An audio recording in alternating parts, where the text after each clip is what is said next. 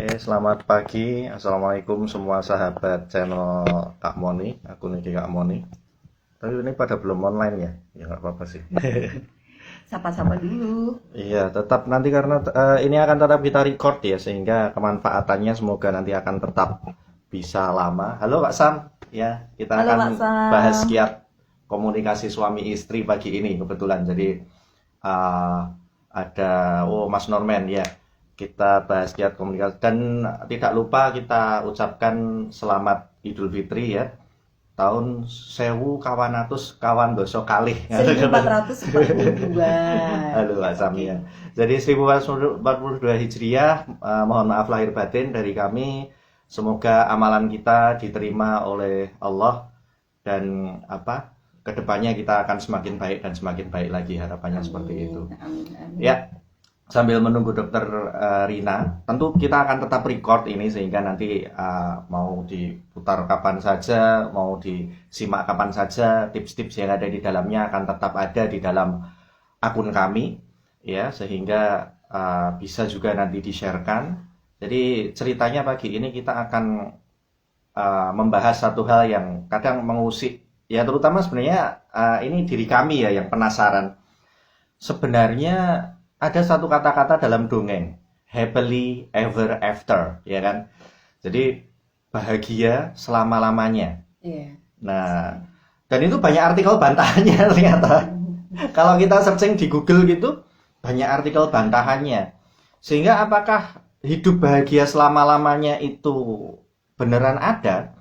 Ataukah nantinya seperti apa? Nah, itu kita akan bahas pada dasarnya pada pagi hari yang cerah ini. Oke, mungkin sedikit pengantar dari Dokter Nuri juga. Enggak sih, pertanyaannya adalah bahagia nggak sih kamu sama aku?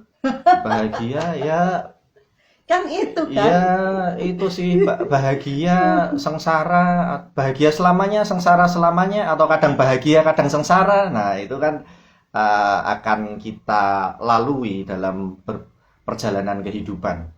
Ya, jadi kadang kalau perjalanan ada lubang, ada tanjakan, ada puter balik, ya. Kalau ini kan banyak banyak puter balik itu akhir-akhir ini. Ya, selamat pagi Mbak Nisa ya. Jadi banyak puter balik. Lah puter balik nanti kita apakah akan melewati jalan yang sama ataukah akan melewati jalan yang berbeda? Ini ada Mbak Selamat Nuskin, bergabung Nuskin Mbak apa Prambanan. Mas apa Mbak, Nuskin Mbak, Prambanan? Mbak. Iya. Jadi apakah kita akan melewati itu atau kalau lubangnya akan kita bypass ataukah hal yang lain? Ya, mungkin kita akan awali dengan membacakan CV dari pembicara. Oke, mungkin monggo silakan Dokter Nuri. Oh ya, oke. Untuk CV-nya pada pagi hari ini, selamat pagi. Kita nanti akan ditemani oleh Dr. Rina Sugianti, spesialis kedokteran jiwa SPKJ, nggih. Beliau untuk saat ini dinas sebagai psikiater di Rumah Sakit Gracia, Rumah Sakit RSI PDHI Kalasan, Ya. dan juga di Rumah Sakit Prambanan, RSUD Prambanan. Wah, Oh, deket jadi sudah full ini izinnya. deket ini dari Gunung Iya, Kidul ya. itu. Nah, dan nanti beliau akan berbagi dengan kita melalui IG Live sehingga kita nanti kemanfaatannya bisa lebih banyak lagi ya, sharing. Jadi saya ceritanya sudah sejak setahun yang lalu saya ngajak beberapa teman saya, beberapa psikolog juga, saya jawel yuk IG Live bahas tentang keluarga, tentang pasangan gitu. Kebetulan belum ada yang bisa gitu. Dan surprise banget pada hari Jumat kemarin saya sambung dengan Dokter Rina ini, kita ngobrol, kemudian yuk IG Live yuk gitu. Kemudian untuk materi ya tentang pasangan aja. Nah, ini memang materi yang menurut saya benar-benar kita perlukan gitu ya. Karena kita perlu nggak nih ya? Ya, kadang Perlu orang kan? itu bilang antara perlu dan tidak perlu. Dan bahkan kadang-kadang pasangan Perbedaan. yang itu ya pasangan yang merasa tidak perlu itu adalah orang yang paling perlu kadang-kadang seperti itu. Oke ya Minta nanti bergabung. ya oke ini kita Dokter Rina sudah hadir bersama kita. Ya. Oke.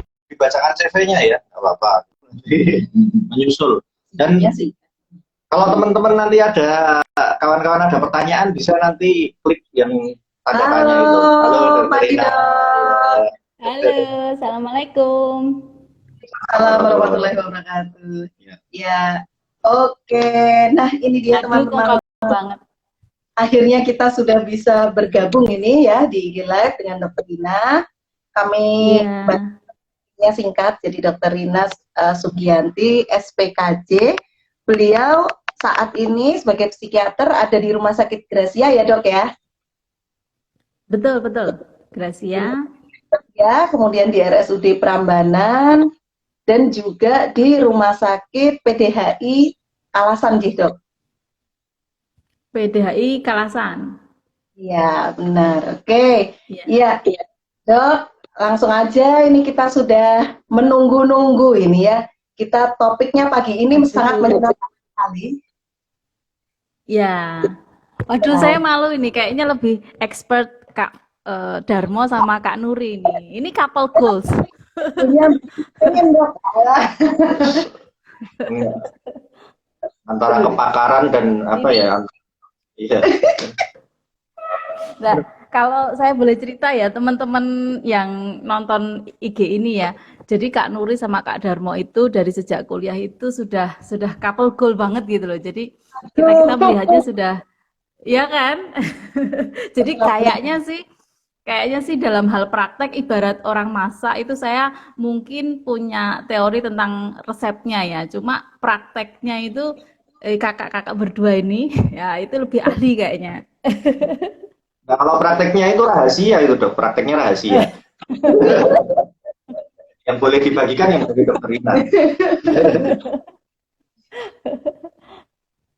Iya, oke. Oke dok, mungkin mulai dari apa sih sebenarnya? Pokoknya yang tipsnya marital, monggo dok, monggo. Ya, sebenarnya marital itu kan luas banget ya, teorinya juga luas, prakteknya juga luas gitu ya. Jadi mungkin sebenarnya kalau kita mau membahas tentang marital atau marriage atau pernikahan, perkawinan itu eh, nggak selesai dalam sehari, mungkin berbulan-bulan juga kalau setiap hari kita live pun nggak ini ya nggak apa namanya nggak akan selesai untuk dibahas gitu. Selalu ada topik dan selalu ada hal yang baru. Cuma mungkin sedikit ini nanti kita bisa sharing ya, mungkin sedikit nambah pengetahuan teman-teman aja. Kita bisa mulai dari hal yang kecil gitu ya. Nah di sini kali ini kita mau nyampaikan sedikit tentang mungkin tahapan perkawinan gitu. Ya ini mungkin yang teman-teman harus tahu tentang tahapan-tahapan perkawinan gitu. Nah kalau tahapan perkawinan itu pembagiannya berbeda-beda gitu. Kalau kita bagi perkawinan ini berdasarkan length of years atau lamanya waktu menikah atau berhubungan dengan pasangan kita ya, relasi kita dengan pasangan itu bisa kita bagi jadi early, middle, sama late. Nah, kalau early itu tahap awal mengenal itu 0 sampai 5 tahun ya. Jadi awal-awal kita mengenal gitu, masih seneng-senengnya gitu. Nah, kalau kemudian ini kalau kemudian sudah lebih dari 5 tahun, 5 sampai 26 tahun itu kita sebut dengan middle years ya. Jadi kita mulai apa namanya ngerti jelek-jeleknya pasangan kita, lebih banyak lagi ngertinya gitu ya. Terus kemudian biasa disebut juga dengan fase aktif sebagai parenting. Jadi selain kita harus berhubungan atau apa ya beradaptasi dengan pasangan yang sebenarnya 5 tahun lebih itu kadang-kadang juga masih sulit beradaptasi ya.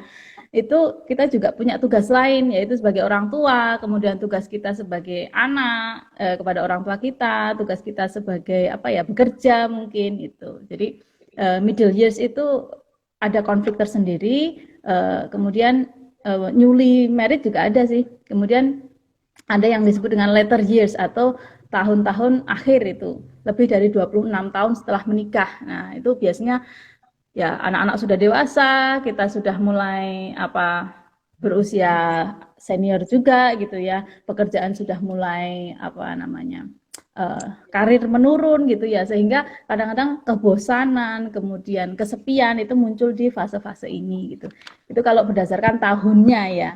Tapi kalau berdasarkan kedekatan kita, kedekatan emosional kita dengan pasangan, itu ada lagi yang bagi macam-macam tahapannya. Jadi bagaimana kita kenal sama pasangan kita itu. Ada yang menyebutkan itu 7 tahap gitu ya, 7.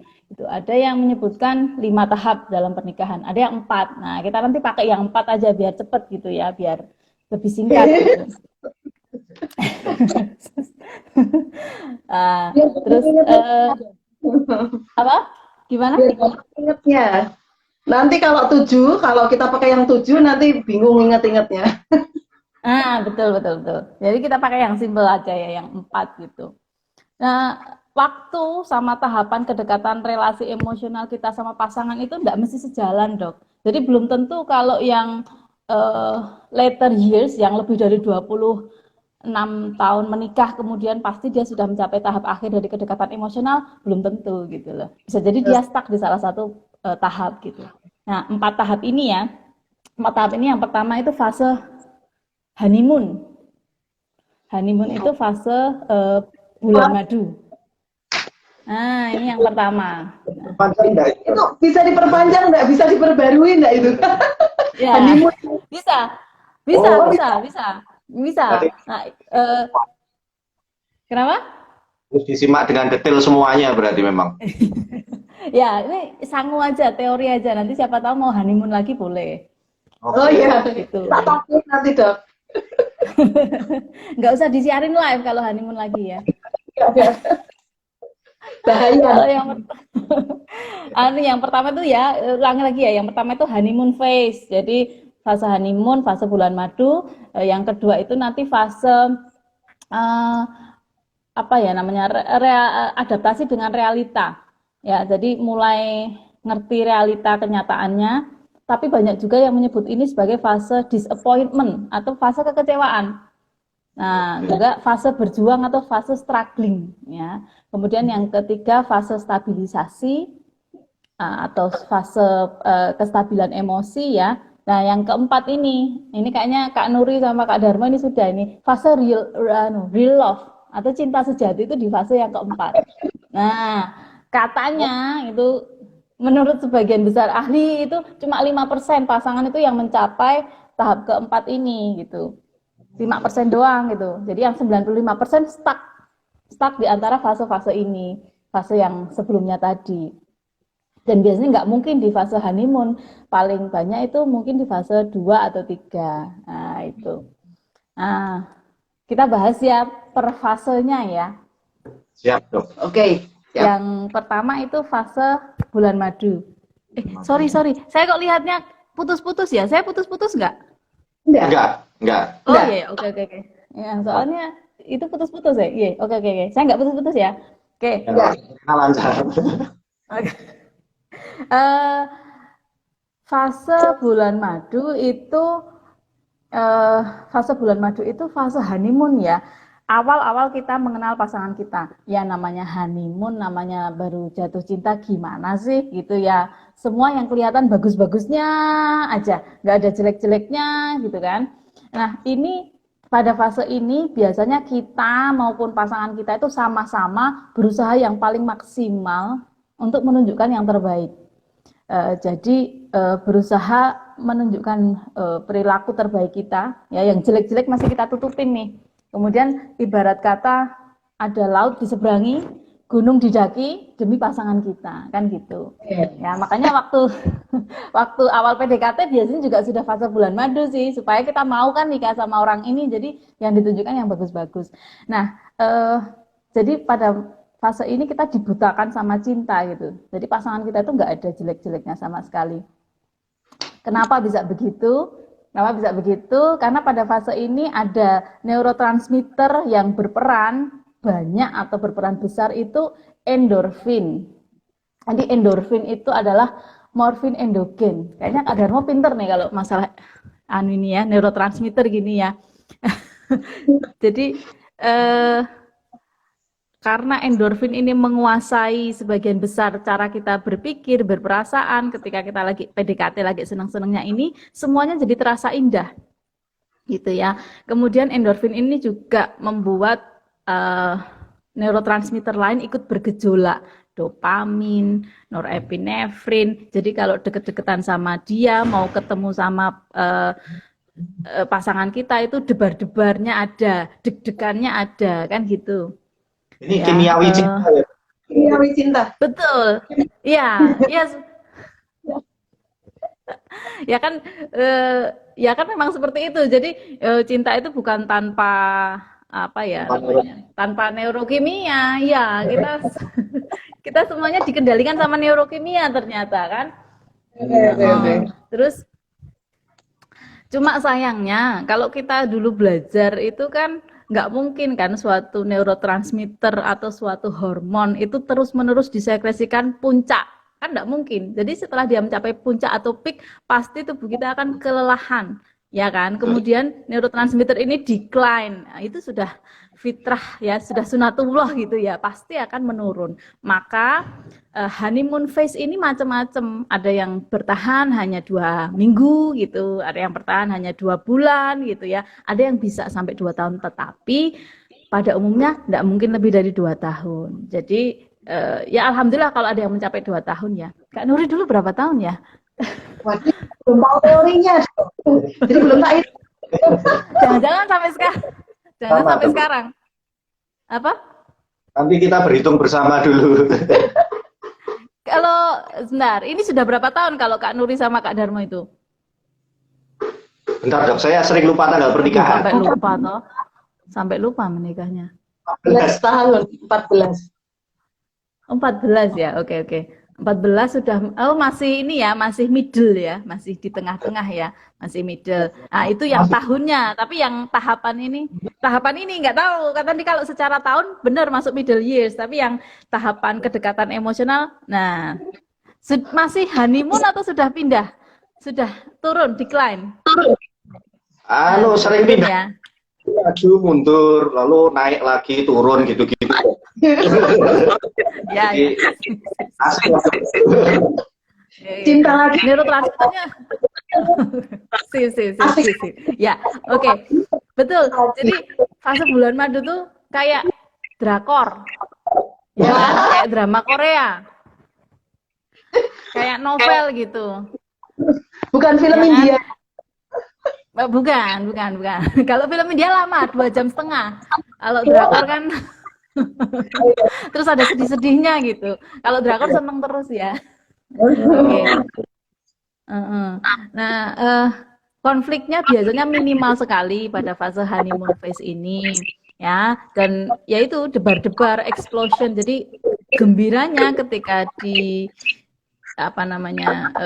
berhubungan atau ketemu ngobrol sama pasangan itu gembiranya luar biasa sampai meledak-ledak gitu. Cuma ya itu memang kan karena nggak mungkin tubuh kita mensekresi endorfin terus-menerus di puncaknya, pasti akan turun. Nah, kalau sudah turun, kita akan masuk pada fase adaptasi dengan realita, ya, atau fase pengenalan lebih dalam. Suaraku masuk ya? Kok berisik ya?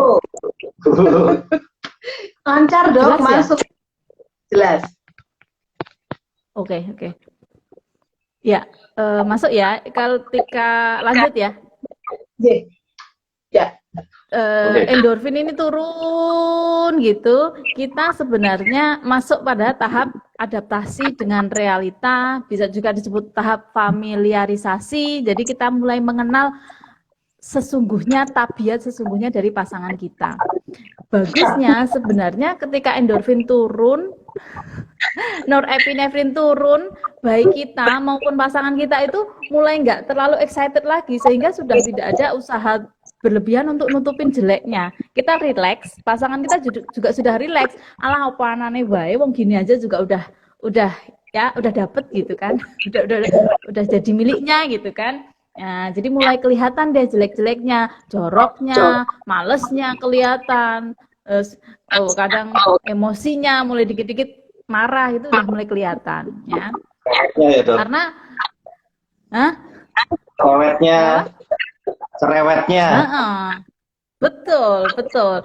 Kalau pas fase honeymoon ngomongnya aja, gimana Kak, gini-gini. Kalau sudah fase lanjutan, udah biasa, udah tetet, udah biasa. Ya. Oke.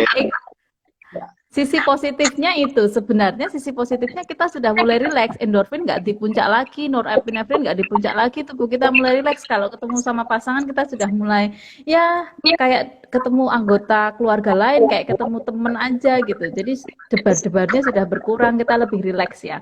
Tetapi pada beberapa orang yang memang tidak bisa berdamai dengan realita, kebanyakan nonton drama Korea, sehingga dia kemudian ketika melihat pasangan, kok nggak kayak dulu lagi sih, kok nggak perhatian lagi sih, kok sekarang apa namanya egois gitu, nggak pernah mikirin aku, nggak pernah romantis sama aku lagi, nggak pernah bawain apa misalnya coklat, bunga dan sebagainya gitu. Jadi pada beberapa pasangan yang tidak memahami situasi ini menganggap bahwa oh sudah nggak cinta lagi nih gitu. Padahal sebenarnya dia sudah berjalan maju, move on ke tahap emosi dengan pasangan yang lebih dalam sebenarnya. Nah kalau yang salah mengartikan ini kemudian kok nggak debar-debar ya, kok nggak seperti dulu awal menikah ya, gitu. Akhirnya cari debar-debar di tempat lain gitu kan, sama orang lain gitu, biar debar-debar lagi. Nah kayak gitu. Nah disinilah kalau tahap 2 ini kita tidak bisa berdamai dengan tahap ini. Nah itu beresiko dengan perkawinan kita gitu kan. Ada apa namanya pengen cari yang lain gitu ya, seperti itu. Nah kita juga harus hati-hati, ada yang disebut dengan Cinderella dan Peter Pan syndrome gitu. Nah, pernah dengar nggak Dokter Nuri Cinderella syndrome? Ya, ini dok. Ini barusan dengar, telinga saya masih normal, barusan dengar. Enggak, sebelumnya nggak pernah dengar ya? Belum dok, ilmu baru dok, mari dok, monggo. Oke, kalau Cinderella syndrome itu yang mengalami yang perempuannya gitu. Jadi ya gimana sih impian Cinderella gitu ya? Pengennya punya pasangan itu kayak pangeran gitu. Jadi memenuhi semua kebutuhan dia, baik itu secara materi, romantis juga dan sebagainya. Jadi ketika tidak mendapatkan itu, dia kecewa yang luar biasa gitu. Jadi berharap semuanya hal dalam kehidupan dia itu untuk bahagia itu adalah tanggung jawab pasangannya gitu. Seperti itu. Pernah nggak Dokter Nuri? Kayaknya enggak ya kalau Dokter Nuri. Oh tetap ada Dokter Nuri sih. enggak ya kayaknya, enggak pernah mengalami fase ini ya. Ya, tetap ada. Fase atau tahapan itu tetap ada. Awas Peter Pan datang. Peter Pan datang namanya. Oke. Mengalami. Oke. Halo. Mengalami ya, pernah ya? Sebentar, saya kok putus-putus ya? Saya nggak putus-putus ya? Ini putus-putus. Kita malah lancar ke sini. Koneksi kami mungkin Lancar uploadnya. ya? Lancar. Ya sudah, Tenang aja. Lancar ya? Ya sudah, oke. Ya, lanjut ya. Nanti kalau saya putus saya dikasih tahu ya. Ya. Terus kalau cewek Cinderella syndrome. Nah, siapa nih yang pernah Cinderella syndrome? Nah, kalau cowok itu nama sindromnya itu Peter Pan. Peter Pan itu Peter Pan-nya ini ada yang komentar Ariel. Oh, bukan kayak gitu. Jadi Peter Pan itu kalau tokoh dalam cerita Peter Pan itu dia suka terbang ke sana kemari gitu. Nah, cowok itu atau laki-laki itu kalau dia belum matang dan membina hubungan, apalagi membina perkawinan, itu seringnya punya sindrom Peter Pan. Jadi kayak anak kecil, kalau menghadapi suatu masalah, dia lari, dia terbang gitu. Maka kalau beberapa klien itu mengeluhkan, suami saya kalau pulang kantor saya mau ngobrol, saya mau mengeluhkan tentang banyak hal, itu dia malah pergi lagi gitu. Entah itu main sama temennya, mancing, ke angkringan, terus nggak pulang-pulang gitu. Nah, dia akan menghindar. Jadi suaminya itu selalu menghindar setiap kali ingin diajak bicara yang serius tentang rumah tangga, tentang anak, tentang ekonomi, tentang macam-macam. Nah, itulah yang disebut dengan Peter Pan syndrome. Kadang ada yang nggak pergi dari rumah, tapi setiap diajak ngobrol, mainan HP, main game, ya, terus telinganya ditutup sama earphone gitu. Jadi kalau istrinya cerewet, dia nggak denger gitu. Nah, itu sebenarnya bagian-bagian dari Peter Pan. Nah, biasanya fase 2 itu banyak yang mengalami, kalau yang cewek Cinderella, kalau yang cowok itu Peter Pan syndrome. Nah, ini nggak sehat. Bahkan ada yang sudah puluhan tahun menikah ya terus jadi Cinderella sama jadi Peter Pan ini. Akhirnya konflik dalam rumah tangga, yang satu lari, yang satu terus over demanding. Nah, nggak selesai-selesai. Gitu. Sampai ini ada yang mau. Dok, kalau misalnya, jadi kan orang kan intensitasnya beda-beda ya. Jadi mungkin muncul sindrom, mungkin muncul Peter Pan syndrome. Tapi kalau misalnya kan ada yang mungkin bisa teratasi, ada yang tidak. Itu sebetulnya kapan kita mencari pertolongan, Dok? Ya, kalau dari penelitian rata-rata pasangan itu menunda-nunda terlalu lama.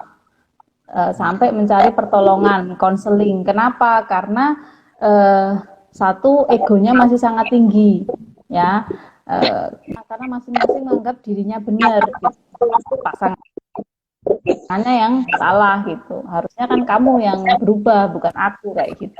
Nah, kalau saling ngotot-ngototan begini ya nggak selesai-selesai nanti. Tuh, kemudian kadang-kadang sampai lebih dari 6 tahun, itu 6 tahun dalam pernikahan yang unhappy atau unhappy marriage, itu baru cari pertolongan. Nah, itu kan sudah terlambat sekali karena pola-polanya, pola defense mekanismenya itu tadi loh. Karena kan setiap kita kan punya defense mekanisme dalam menghadapi masalah. Jadi Peter Pan, defense mekanisme Peter Pan yang lari-lari itu sudah terpola. Jadi kalau udah 6 tahun menikah dengan pola gitu, mau dirubah susah banget gitu. Harusnya malah justru sebelum menikah ada premarital counseling, ya. Kemudian ketika di awal-awal pernikahan sudah masuk tahap 2, honeymoon phase-nya udah hilang tadi, itu langsung cari konselor. Jadi langsung konseling gitu. Karena kalau udah terbentuk pola-polanya tadi susah banget. Gitu, tapi rata-rata kayaknya gitu ya. Banyak saya ketemu itu istri-istri itu dia tetap Cinderella terus. Jadi setiap dia nggak bahagia, itu yang diomongkan suami saya kan nggak bisa kasih ini dok, suami saya kan nggak perhatian dok dan sebagainya. Gitu. Padahal dia sebenarnya udah maju dari tahap 1 ke tahap 2, dia itu progres bagus, tapi nggak sadar. Akhirnya malah nyalahkan suaminya terus gitu. Nah, sementara suaminya ditanya masa bodoh gitu ya, karena dia Peter Pan tadi terbang gitu, nggak selesai, nggak ketemu, satunya over demanding ke suaminya terbang terus. Nah, itu main HP, nggak peduli, nggak merasa ada masalah kayak gitu, nggak selesai akhirnya. Ketika tahu tentang tahapan ini cukup membantu juga kok dok. Jadi ketika tahu tentang tahapan ini kelihatannya akan cukup membantu para pasangan itu juga ya.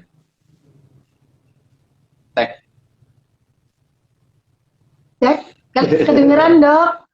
Lanjut aja dok kalau gitu. Dari dokter Rina lancar kok.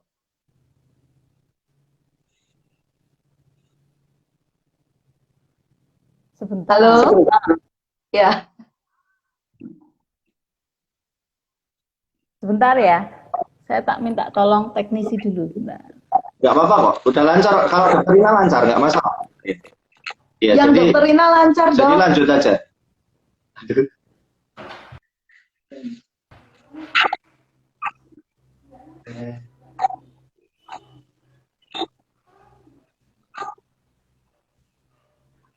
Iya, sobat Kak Moni ya. Jadi ternyata tadi materi dari dokter Rina cukup menarik ya. Dimana di tahap awal kita kan Iya, halo. Di tahap awal kita Sorry, sorry ya. honeymoon, Ini kok saya kemudian setelah itu, putus-putus. iya oke, nggak apa-apa dok. Iya. Jadi dari tadi, oke. Lanjut. Dari yang tahap pertama ke tahap kedua, kalau yang belum tahu tahapannya, itu kan dikira kita mengalami penurunan. Jadi gejolak Ah, cinta yang indah-indahnya nggak ada, nggak ada lagi. Padahal sebetulnya dia menuju tadi yang dokter sebutkan, menuju perasaan yang lebih mendalam ke pasangan gitu dok. betul betul. Nah ini menyikapinya harusnya gimana nih dok nih? Oke. Sebenarnya untuk tahap ini kan ini teori ini atau teori yang saya sampaikan ini mungkin bisa jadi informasi tambahan buat teman-teman ya, sehingga nggak kemudian ketika dari debar-debar jatuh cinta tadi kemudian berubah jadi fase yang stabil tadi, tidak kecewa, tidak kemudian apa namanya menganggap bahwa hubungannya justru ini adalah progres atau progres ke depan. Ya, karena kita harus sadar satu dari awal kita harus sadar sejak menikah fase honeymoon akan berlangsung selamanya atau terus menerus. Jadi fase honeymoon tubuh kita tidak mungkin memproduksi endorfin terus menerus. Itu harus kita sadari dulu, ya. Kemudian kita juga harus menyadari bahwa pasangan atau manusia, pasangan kita itu bukan orang yang sempurna. Sebenarnya termasuk diri kita sendiri gitu. Jadi ketika mulai melihat keburukan dari pasangan, ya kita udah siap gitu. Ya memang kayak gitu, manusia itu nggak mungkin kan 100% baik gitu ya. Sehingga nggak kecewa lagi. Kemudian harus belajar untuk melepaskan fantasi. Ya tadi itu, ya kalau kebanyakan nonton drama Korea, ibarat hayalannya di atas sana di awang-awang gitu ya, kita udah mulai kaki kita harus nyentuh bumi. Ya memang realitanya hidup itu seperti ini, orang tuh gak ada yang sempurna, pernikahan itu ya seperti ini.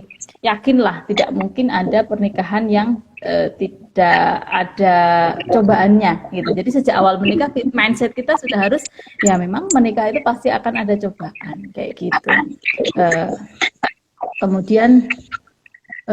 Kemudian kita harus selain apa namanya berdamai dengan kenyataan dalam perkawinan kita harus bertujuan bahwa ya menikah itu bukan untuk dibahagiakan 100% oleh pasangan kita. Jadi bukan kemudian kewajiban untuk membahagiakan kita itu 100% ada pada pasangan kita, tidak. Justru kita harus mengubah tujuan kita itu menikah, beribadah kepada Allah satu, kemudian yang kedua adalah membahagiakan pasangan kita. Nah, kalau kita ada keinginan atau tujuan untuk membahagiakan pasangan kita, yakin deh pasti pasangan kita insya Allah akan membalas untuk ingin membahagiakan kita gitu. Beda kalau kita over demanding, jadi kamu begini deh, harusnya kamu begini, ingin dibahagiakan terus menerus. Nah itu pasangan kita malah lari nanti kayak Peter Pan tadi. Tapi kalau kita bertujuan, aku ingin membahagiakan pasangan, nah untuk beribadah pada Allah, yakin deh karena pasangan kita dari awal kan mau sama kita karena memang cinta sama kita gitu kan. Pasti kalau melihat usaha kita, merasakan kasih sayang kita, pasti akan membalas balik ke kita, semua akan kembali ke kita gitu. Oke. Berarti tadi dari yang apakah selalu muncul, misalnya kan tadi ada Cinderella syndrome tadi dok, itu apakah hubungan sebab akibat? Jadi apakah biasanya kalau misalnya yang cewek muncul Cinderella syndrome, kemudian Peter Pan itu sebagai mekanisme dari pasangannya? Iya. Apakah muncul sendiri? Jadi misalnya yang cewek Cinderella syndrome, tapi yang cowoknya nggak kena Peter Pan syndrome gitu, atau yang cowoknya Peter Pan syndrome, ceweknya nggak apa-apa, cuek aja, gitu bisa nggak tuh? Ya. Tergantung dari masing-masing pasangan itu sendiri. Bisa juga sendiri-sendiri, artinya tapi sebagian besar berpasangan ya. Kalau Peter Pan pasti pasangannya Cinderella, pasti itu. Iya. Karena kalau Kalau gini, jeleknya Cinderella itu ketika dia menyampaikan sesuatu hal, itu dia dengan berkomunikasi dengan pasangannya, itu mesti dengan muatan emosi. Misalnya, mau dibelikan coklat atau mau dibelikan martabak aja deh gampangnya. Suaminya pergi ke kantor, mau dibelikan martabak gitu. Kalau yang tanpa syarat emosi kan tinggal ngomong, Pak, nanti pulang dibelikan martabak ya, oke, selesai. Tetapi pada over demanding itu muatan emosional dramanya banyak. Kamu itu loh nggak pernah beliin aku martabak, terakhir kamu beliin martabak kapan deh? Awal dulu kan 10 tahun yang lalu, sekarang udah nggak sayang lagi deh. Nah itu muatan emosinya itu yang biasanya membuat laki-laki tuh biasanya nggak tahan dengan pola komunikasi yang drama. Jadi pola komunikasi yang muatan emosinya terlalu gitu. Biasanya seperti itu. Pola-pola yang saya lihat kayak gitu. Nah, laki-laki karena nggak tahan dengan pola komunikasi kayak gitu, akhirnya terbang dia gitu. Tapi kalau ceweknya itu, istrinya itu biasa berkomunikasi dengan ya wajarnya aja lah, tanpa muatan emosi. Syukur-syukur muatan emosi yang empatik. Apa kalau dibelikan martabak sore ini nanti aku seneng deh. Nah itu biasanya oke, dibelikan gitu. Tapi kalau udah marah-marah dulu, iya, Ayah, iya, praktek ya pasti. Gitu. Mau dibelikan apa yang mahal gitu ya, misalnya, Pak mau dibelikan ini dong, apa yang mahal gitu. Kalau kita ngomongnya dengan Papa tuh nggak pernah beliin aku kayak gini gitu. oke. Eh, ya kayak gitu biasanya lari. Tapi kalau senyum, ya, ya, iya Tapi nggak ya Kak Darmo ya? Dokter Rina itu waktu di bending tadi bagus banget loh dok. Ya, itu pengalaman pribadi itu. Iya, iya, iya. Ya, tapi kita kan sadar ya. Ya, Ya, monggo. Mungkin fase berikutnya atau kita masih mau bahas ini lagi? fase berikutnya boleh, karena masih ada 2 fase lainnya ya. Enggak, ini bahayanya fase 2 ini memang paling banyak pasangan berkonflik, terutama pasangan dewasa muda, itu stagnan di fase ini. Jadi nggak move on gitu. Ya, ini yang masalah nanti. Oke, gitu ya. Lanjut ya, ke Lanjut tahap dulu, ketiga ya. kita gali lagi. Tahap Tahap ketiga itu tahap stability. Jadi tahap kestabilan emosi sebenarnya. Tadi endorfin turun, kemudian norepinefrin turun gitu kan. Terus kemudian kita mulai down to earth dengan kenyataan pasangan kita dan pernikahan kita, tubuh mulai rileks, apa namanya? Tubuh mulai rileks ya sebenarnya. Kemudian tidak berusaha menampilkan yang baik-baik terus sama pasangan kita gitu ya, tapi rawan konflik tadi. Nah, kalau tahap 3 ini karena konflik harusnya sudah selesai ya, tadi konflik antara Peter Pan sama Cinderella tadi, kita lebih tenang lagi. Nah, di sini ada neurotransmitter lain yang sebenarnya mulai naik, yaitu serotonin. Nah, serotonin itu adalah neurotransmitter yang kita butuhkan untuk merasa bahagia. Bahagianya beda dengan bahagia tahap 1 ya. Kalau bahagia tahap 1 kan tadi saya katakan explosion of happiness. Bahagianya meledak-ledak berdebar-debar. Kalau fase 3 itu enggak. Tapi serotonin itu memberikan rasa bahagia yang nyaman, tentram. Ya, kerasa ya. Jadi bedanya tahu ya. Kalau kita berada dekat dengan pasangan kita merasa tentram, kita merasa dilindungi, kita merasa aman. Nah, itulah ketika serotonin mengambil alih tubuh kita, mengambil alih otak kita ya, jadi kita nyaman. Pada fase ini kita sudah bisa betul-betul menerima bahwa pasangan kita itu adalah orang yang tidak sempurna. Tetapi kita sadar penuh bahwa meskipun pasangan kita adalah orang yang tidak sempurna, tetapi itu bukan hal yang buruk atau bukan hal yang membahayakan kebahagiaan kita. Kita masih tetap bisa bahagia dengan pasangan yang tidak sempurna ini gitu loh. Ya, kemudian ya kita mulai apa namanya ya seperti teman lah. Maka ada yang menyebut juga fase ini adalah fase pertemanan dengan pasangan kita atau rekonsiliasi ya. Tapi fase ini kan sudah fase menerima kenyataan ya, tapi ada bahayanya juga fase ini gitu. Nah, bahayanya adalah kita mungkin ada beberapa yang mulai merasakan bosen ya, karena udah ngerasa kayak temen aja. Pernah nggak dengar ada pasangan yang mengeluhkan kemudian mencari kesenangan atau excitement di tempat lainnya dengan pil atau will itu karena mereka merasa kok sudah kayak temen aja dengan pasangan saya gitu. Nah, padahal sebenarnya ini progres ke depan tadi itu ya, niscaya memang akan seperti itu gitu. Ya, akhirnya cari excitement di orang lain gitu. Nah, ada beberapa tips juga untuk mengatasi apa namanya tahap ini, kebosanan di tahap ini, karena masalah yang terbesar kebosanan ya, yaitu dengan mencoba untuk meningkatkan lagi tadi itu neurotransmitter lain, neurotransmitter dopamin, endorfin dicoba untuk distimulasi untuk naik lagi. Caranya gimana? Macam-macam gitu ya. Masing-masing pasangan punya tips and trick sendiri-sendiri gitu ya. Ada yang kemudian mencoba untuk melakukan aktivitas atau rutinitas baru bersama dengan pasangannya.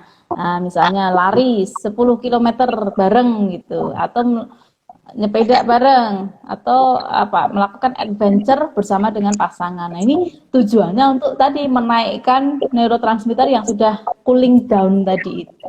Kayak gitu. Dan memang kita harus menyadari setiap hubungan itu pasti akan melalui fase ini. Jadi jangan sampai terpikirkan untuk mencari orang lain supaya jatuh cinta lagi, enggak, pasti nanti dengan orang yang baru juga sama aja, akan mengalami decline atau penurunan neurotransmitter juga, jadi sama aja kayak gitu.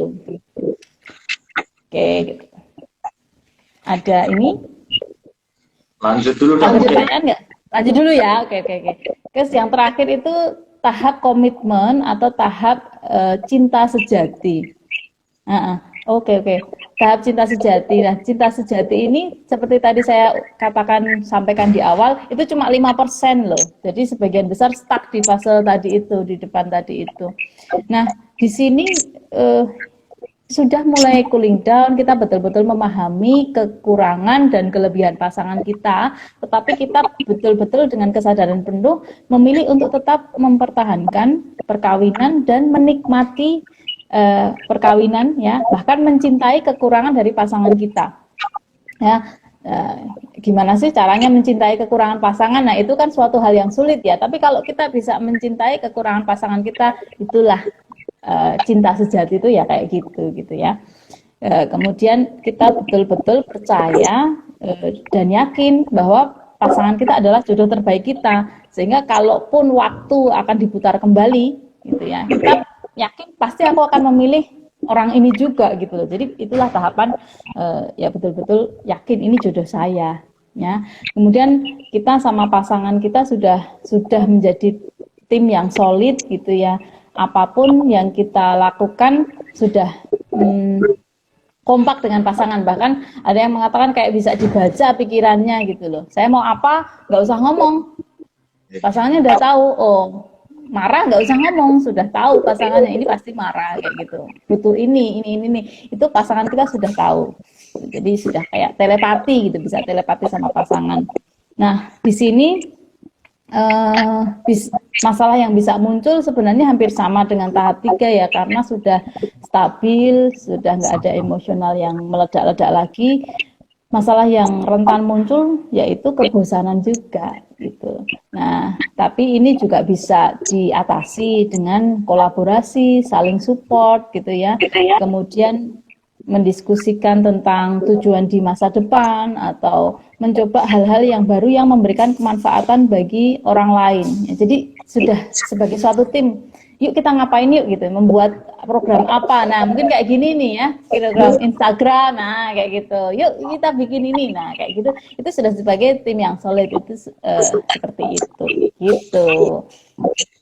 Ya, jadi dari tadi kayak telepati kembali ke teletabis gitu ya, Dok? Ya. Tapi kalau olahraga nggak jadi teletabis. Kalau teletabis kan kalau nggak olahraga kan, ini kan sudah olahraga sama itu ya program.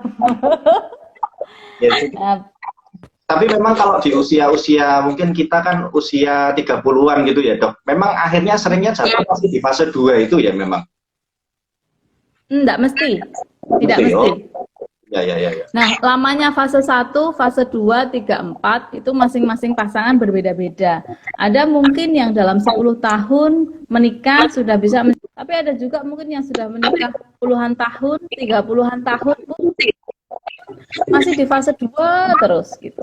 Jadi konflik terus ada, tapi jarang yang nggak ada yang fase 1 terus itu nggak ada. Oh iya, Jelas ya. betul. Ya. Nah, yang kalau Kak Darmo sama Hah? Pasti masuk ke fase 2. Pasti, karena kan tubuh kita pasti akan kecapean memproduksi endorfin. Nggak mungkin berpuluh-puluh tahun produksi endorfin terus. It's impossible gitu. Ya. Iya, oke.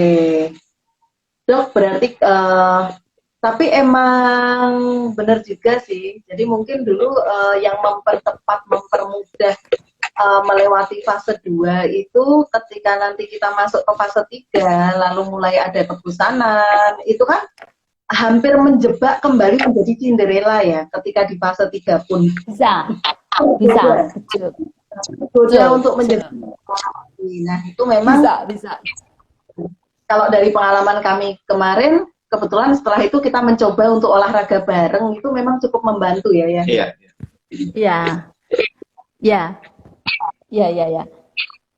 Ya, bisa kembali lagi karena kan begini, setiap fase kita akan menemukan hal yang baru dari pasangan kita gitu. Jadi ibaratnya tahapnya ada 4, kita kayak menikah dengan orang yang berbeda di tiap tahapan ini gitu. Tahapan 1 kita menikah dengan orang yang begini, tahap 2 kita ketemu dengan orang yang begini, tahap ketiga nanti kita ketemu pasangan kita kok jadi begini lagi. Jadi kalau kita bijaksana menyikapinya, kita akan bisa jatuh cinta 4 kali loh. Oh, Pada orang yang sama. Karena seolah-olah perilakunya berbeda. Kita baru lagi kita menemukan hal yang baru lagi dari dari pasangan kita gitu. Kita menemukan tantangan yang baru lagi kita, gitu. Jadi 4 kali. Ya, jadi menarik. Ya. Lagi, ya. menarik sekali. Ya, ini kita masih punya, kalau mungkin teman-teman ada pertanyaan, bisa langsung ketik di kolom komentar atau bisa ketik di tanda tanya, bubble tanda tanya yang ada di sebelah kanan bawah. Silahkan. Tapi kalau mungkin enggak, kita masih punya sekitar 5 menitan ini, Dok. Iya. Ya. Ini kayaknya yang gabung mungkin belum menikah ya. Jadi enggak belum ngalamin juga ya, sehingga sulit untuk membayangkan ya. Nikahnya mungkin udah sih, Dok, cuman gini ya, ketika kita ini hal yang baru, lalu memang sangat menarik, jadi mungkin teman-teman pengen dengerin dulu, masih meresapi, masih bandingkan dengan kondisinya. Ini satu hal related banget gitu loh dengan kehidupan kita. Ya kita simpan nanti, insya Allah pelajari lagi dan kita akan live banyak interaksinya. Boleh. Oke. Ya. Ini masih ada pertanyaan, bagaimana dengan pasangan yang LDM? Mungkin LDR ya maksudnya. Long distance marriage bisa, pernikahan jarak jauh. LDM ya, LDM. Banyak sih. Tipsnya gimana, Dok? Oke. Nah, pasangan yang LDM ini saya menemukan beberapa klien yang memang memiliki LDM. Jadi pernikahan tapi jarak jauh. Biasanya karena tuntutan pekerjaan yang paling besar. Jadi karena suami harus di sana, istri harus kerja di sini, akhirnya diputuskanlah untuk LDM ini. Nah, sama aja sebenarnya pada prinsipnya. Tetapi kalau LDM sebenarnya ya, itu masa honeymoon-nya itu bisa lebih lama. Kenapa? Karena tadi itu salah satu syarat untuk supaya kan kalau kita ketemu nempel terus dengan pasangan kita pada fase 1, itu tubuh memproduksi endorfin terus-menerus ya. Akhirnya exhausted atau kelelahan, terus endorfinnya decline atau turun. Tapi kalau kita jarang ketemu, sebenarnya lebih letupannya endorfinnya itu jarang-jarang, jadi nggak terus-menerus. Nah, sehingga sebenarnya Anda punya keuntungan, ya, yaitu fase honeymoonnya bisa lebih diperpanjang, ya. Karena kan kalau ketemu terus, lebih ketemu lagi jeleknya, ya kan. Kalau jarak jauh kan, ya jeleknya ada, tapi kan nggak seperti kalau ketemu tiap hari. Kita, maaf ya, lihat malesnya, lihat ininya, itunya, gitu ya. Eh, kalau tidur bareng pun, kalau kita tahu banyak yang ngeluh itu klien-klien yang cewek-cewek itu, suami saya ngorok dok sampai saya nggak bisa tidur gitu ya. Memang sifatnya suami seperti itu gitu kan ya, rata-rata laki-laki ngorok sih yang ngeluh gitu. Jadi dari 10 klien itu mungkin 8-nya itu udah ngeluh ya, pasti saya sudah bisa memprediksi. Tapi kalau LDM kan nggak tiap hari ketemu gitu, jadi sebenarnya seperti itu. Cuma kalau tidak bijaksana menyikapi ini, malah justru jatuh ke tahap kedua, konflik terus gitu ya, karena over demanding dari si perempuan. Misalnya kalau ketemu kok kemudian tidak perhatian, dia mengharapkan hal-hal yang macam-macam, tapi si suami ini mungkin ketika pulang dalam kondisi capek dan sebagainya, banyak urusan yang harus diselesaikan selain dengan istri, misalnya mengurus keluarga dan sebagainya gitu ya. Jadi, nah ini ada yang komen nih, kuali saya yang ngorok kata suami saya, ya gitu deh. Ya, kayak gitu ya.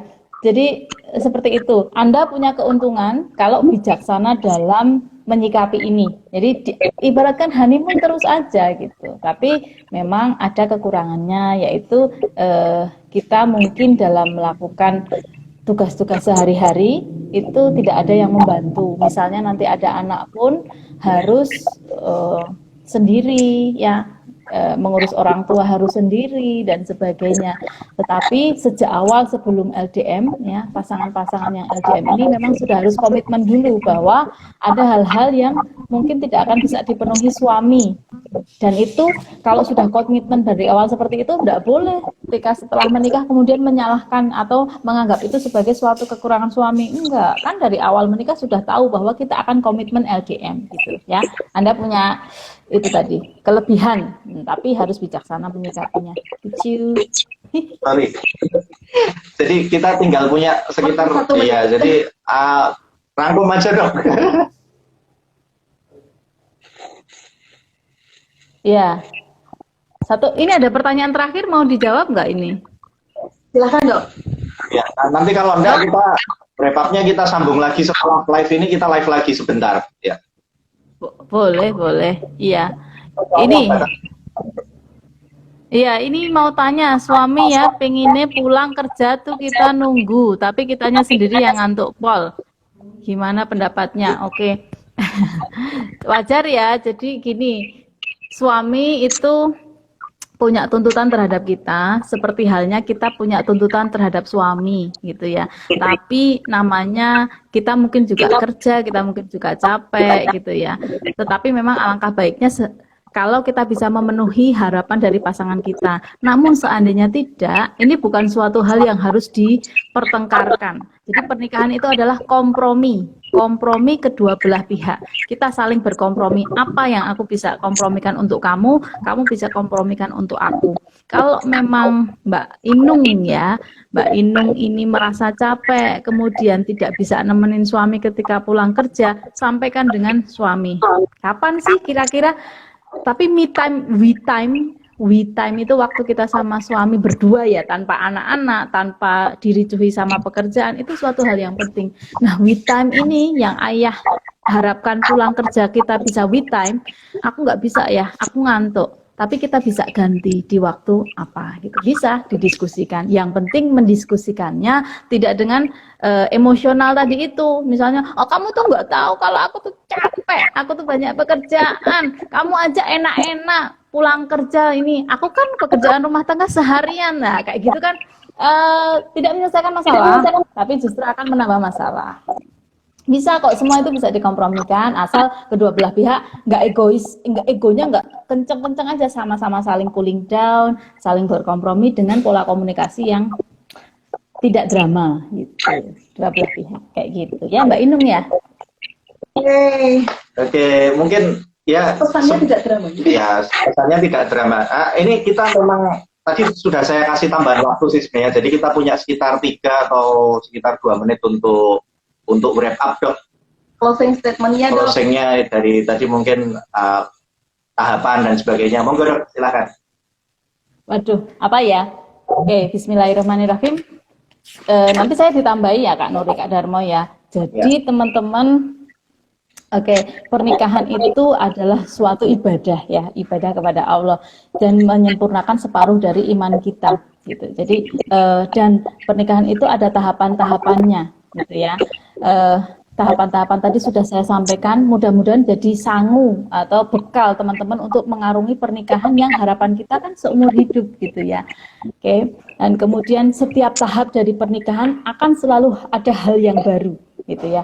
Dan selalu ada masalah yang muncul. Tapi tidak usah jangan berputus asa karena setiap tahap kita akan menemukan bahwa pasangan kita bertumbuh atau berkembang atau menuju ke arah perbaikan, demikian juga dengan kita gitu ya. Jadi kita juga akan berkembang, sama-sama kita grow up, sama-sama kita berkembang menjadi lebih dewasa, menjadi lebih bijaksana bersama dengan pasangan kita. Kuncinya satu, niatkan untuk ibadah sama Allah gitu ya. Yang kedua, bekali dengan ilmu gitu. Jadi nikah itu jangan ya hanya sekedar nikah aja, tapi kita harus terus menambah ilmu kita tentang pernikahan. Nanti jadi orang tua juga nambah ilmu tentang parenting gitu. Nah, kalau pernikahan kita harus punya ilmunya. Beramalah, berilmulah sebelum beramal gitu. Jadi pernikahan kita akan menjadi betul-betul menyempurnakan iman kita, bukan malah sebaliknya ya. Kemudian menyempurnakan ibadah kita. Kayak gitu sih. Oke, ya terima kasih. Asik sekali nih dok. Asik sekali, perlu disambung ini dok, lain Sambung pada tadi. bisa disambung tadi. Iya. Saking seru. Ya, oke. Ya, Ya. ini nanti mungkin kami masih punya refill pay ya dok. Ya, jadi kalau nanti kaleng-kalengnya sudah mulai kosong, ya ini Ini endorse ya ini ya. mohon maaf lahir batin ya dok. Mohon maaf lahir batin. Sama-sama. Kalau Ya, kita- kapan-kapan disambung lagi silaturahminya. Terima kasih. Terima kasih para sahabat. Assalamualaikum. Oke. Waalaikumsalam warahmatullahi wabarakatuh.